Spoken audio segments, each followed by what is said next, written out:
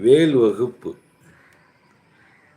தன்னத்த தன்ன தன்னத்த தன்ன தன்னத்த தன்ன தன்னத்த தன்ன தன்னத்த தன்ன தன்னத்த தன்ன தன்னத்த தன்னத்தான பருத்த முளை இரு சிறுத்த இடை வெளுத்த நகை கருத்த குரல் சிவந்த இதழ் மறுச்சிறவி விழுக்கி நிகராகும்.